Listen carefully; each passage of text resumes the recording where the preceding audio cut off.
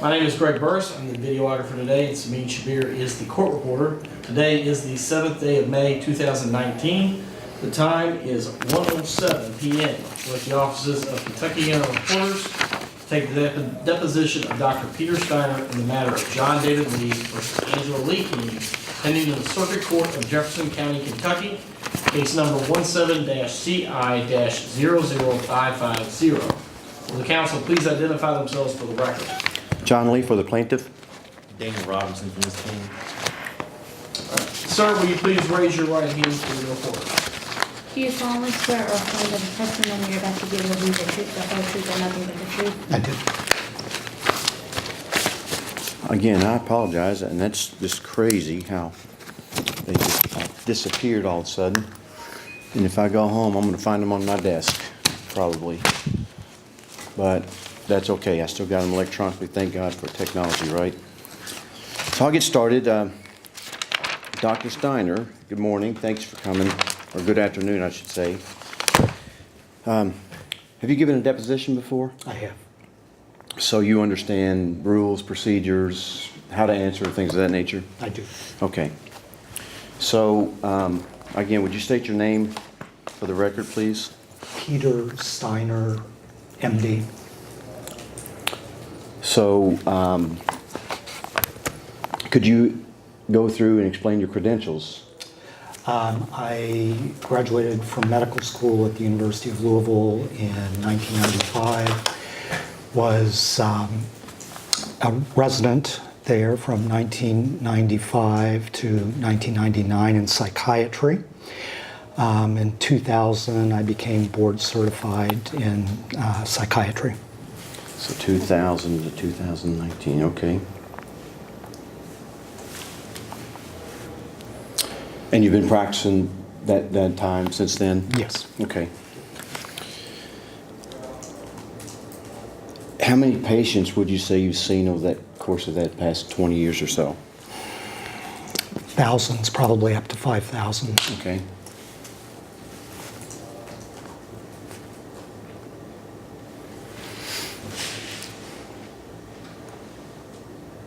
Can you tell me about when you started seeing Angela King?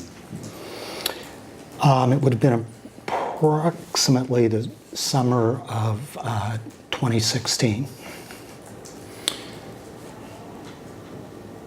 Can you describe how you came about seeing her as a patient? I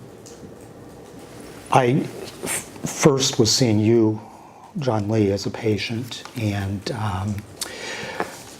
you had asked me to consult with her for issues that she was having. So,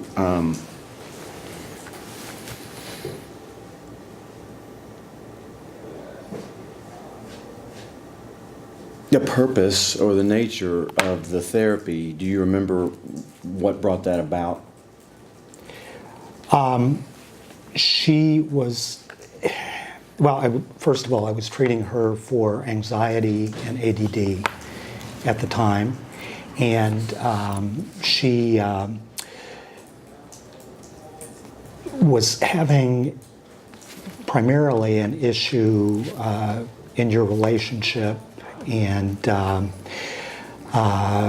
was trying to figure out where she was going to go with it. So, let's elaborate on that just a bit. So, she wanted to see you to find out where that was going with her internally or externally, or both, I guess. Both. Both? So was there any specific event that she may have mentioned to you that would have triggered that? Particularly an incident that had occurred that, and this is why I apologize, I actually ended up referring Angela to a colleague of mine when Mr. Lee and Angela separated, and because of any conflict of interest, and I felt that she could be best served at that point also with a female therapist, and which I believe was January of 2017, something like that. I did write in a cover for my colleague and wrote occasional prescriptions for her after that, but my colleague took on the therapeutic work with her. But there had been an incident where Ms. King and Mr. Lee were out one evening, and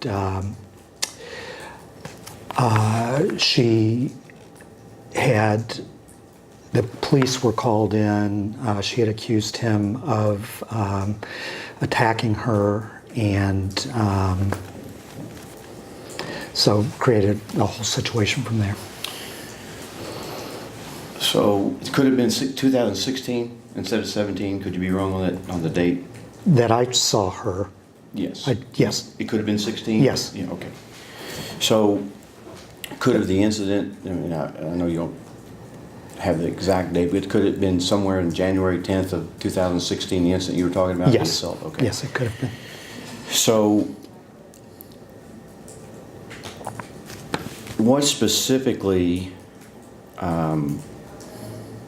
so I asked you to take her on as a patient, correct? Correct. She was having an issue and she didn't know where to go with it, so she needed some professional help, so I asked her to speak to you. And you felt like, okay, I'll talk to her, but since you're seeing me, you probably need to send her over to a female.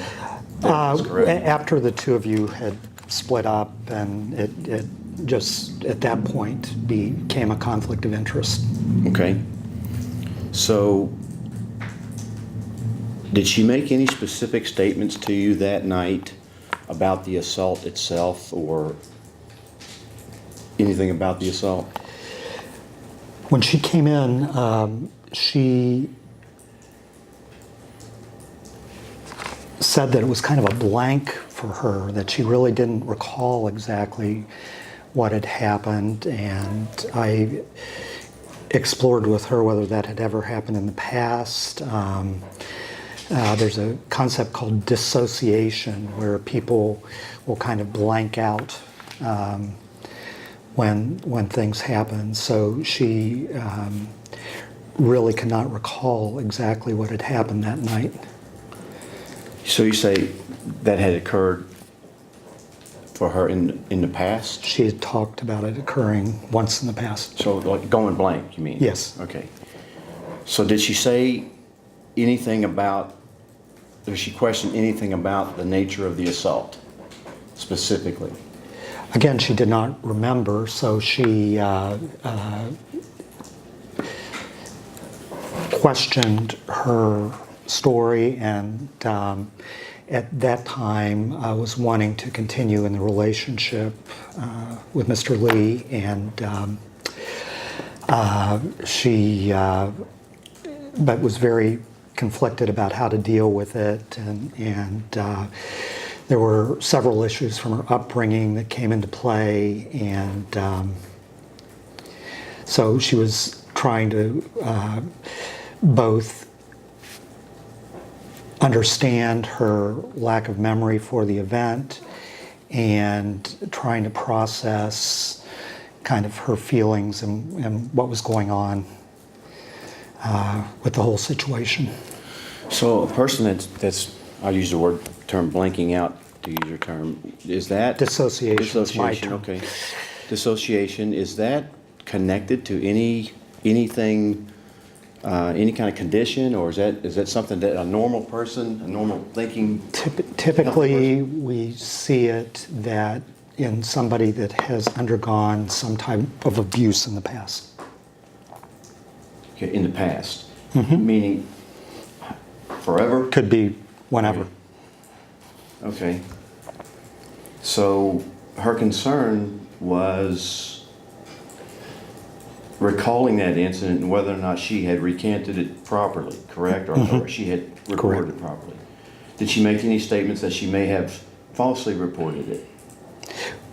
We discussed that and went so far as to construct a letter that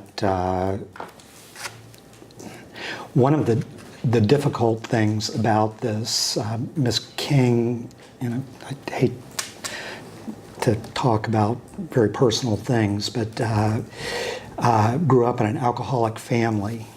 And in those instances, when people grow up in alcoholic families, putting up a front is kind of of paramount importance. They don't want to indicate to anyone their parents' alcoholic condition, and it kind of tends to continue on into adulthood.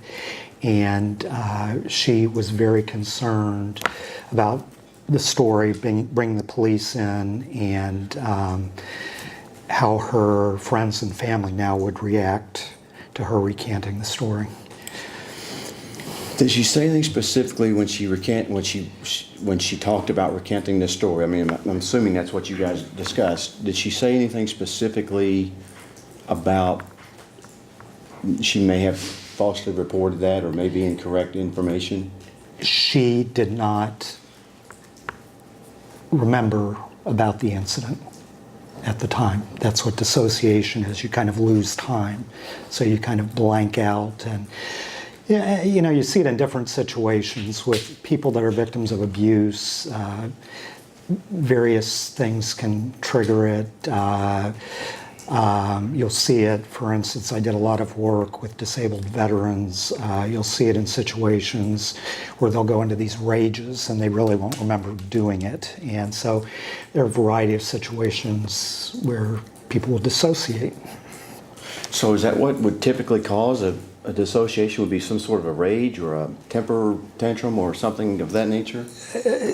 Oftentimes it's triggered by something. It can be something emotional that is kind of from the past that's brought up, or it can be a variety of things. So did you have any, at the time, did you have any opinion, or could you form of any kind of opinion what kind of diagnosis she might have based on that? Or Again, my running diagnosis was anxiety and ADD. were there any, let's see, how can I put this? Were there any suspicions that you might have had that there could have been something deeper potentially? I explored, and I was not with her long enough to make any diagnosis along this line, but it appeared to me that she may have had what are called borderline traits. So borderline traits, so No diagnosis, though. no diagnosis, and that's because you said it takes a while to do that, right? But it takes a long time to diagnose someone. It does. For instance, using DSM guidelines, the person has to have had symptoms of the personality disorder prior to the age of 17. And in order to really identify, you really have to work with a patient for a very long time to, explore what happened in their childhood and what was, going on that might have led up to all So this. in a nutshell, she didn't remember the incident, so to speak, but she thought maybe there was a chance that it didn't happen the way it was reported. Does that sound Correct, accurate? and asked me to help her construct a statement that would make sense to the courts and, quite honestly, to her family and friends that she had made this accusation. So did you provide a letter to her? We discussed a letter, yes.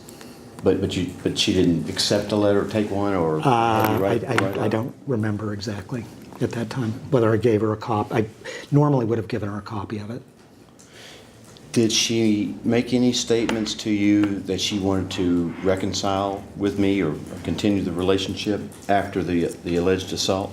That was the purpose of the letter. So,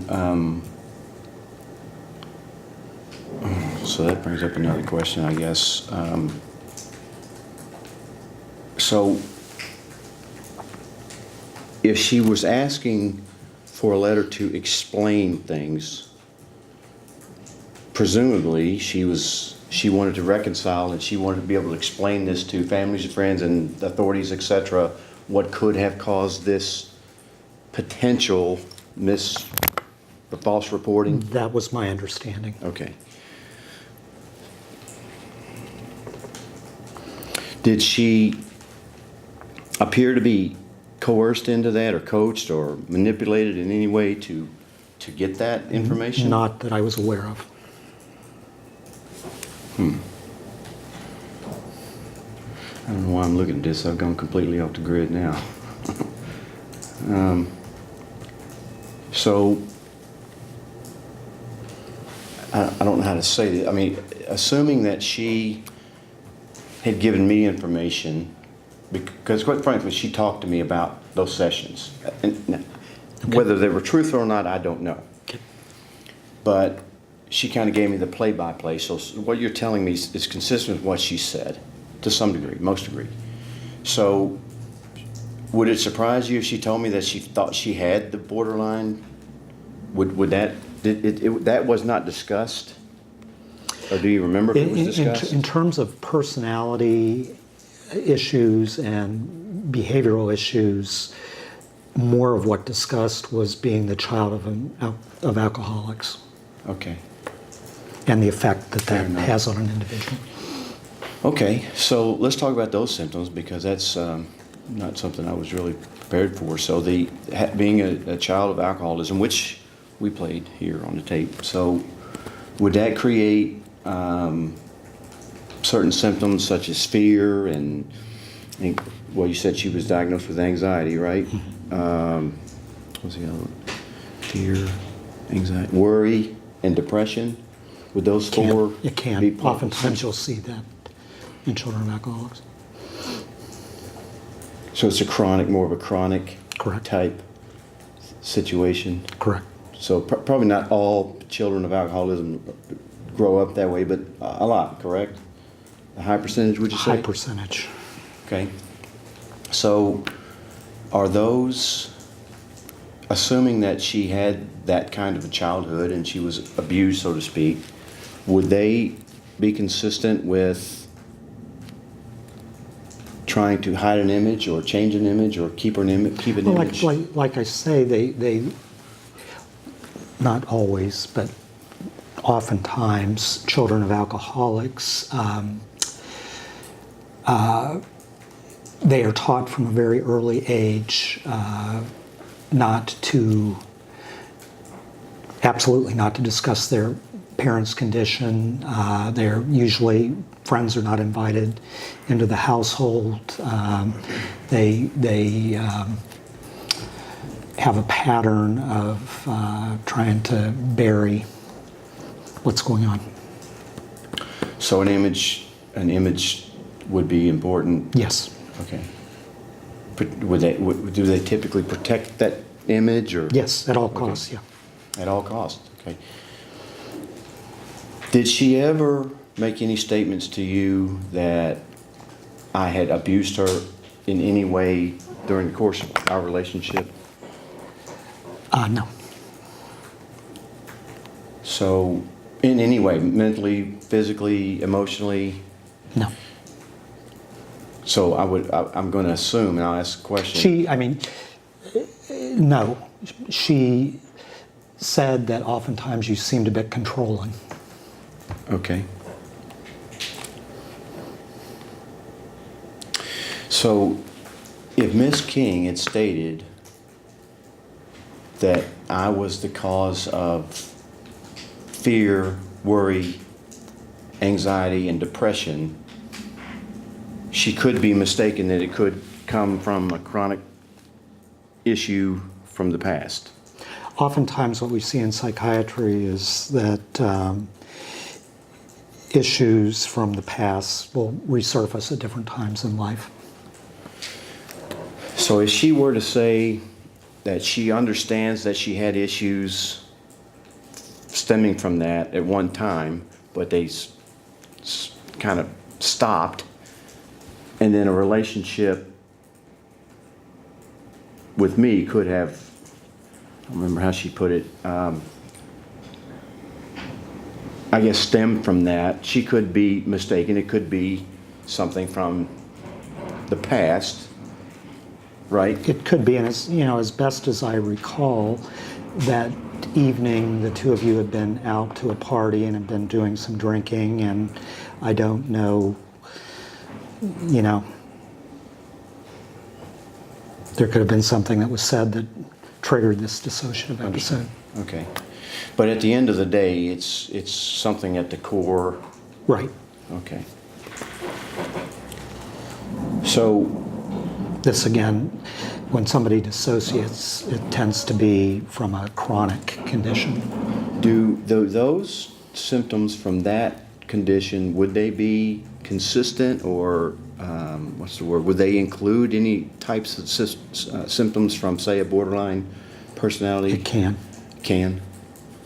So, someone with that condition, do they tend to project? They project, and the root of that condition is abandonment issues and fear of rejection. And so when oftentimes what triggers them is if they perceive, even if they aren't being rejected, but if they perceive that they're being rejected in some way. Is dishonesty associated with either of those conditions or traits, or? I don't know that. When you say dishonesty, So I term it a more, what can be associated as denial more than dishonesty. So that's one thing you learn in psychiatry. People may delude themselves into believing that something's the truth when it's not. So I'm not saying, you know, that there's a big difference between, So they can be deluded. okay, so if she claimed that I had assaulted her on that night of January the 10th, 2016, and then She could have genuinely believed it, possibly. so if she I guess remembered or recalled that it was something different, it's not really dishonesty, it's more denial. Is that what I'm hearing? And right. Okay. But when you report something to somebody that's not true, is that dishonesty, or? That's not for me to judge. I just know that I have patients that it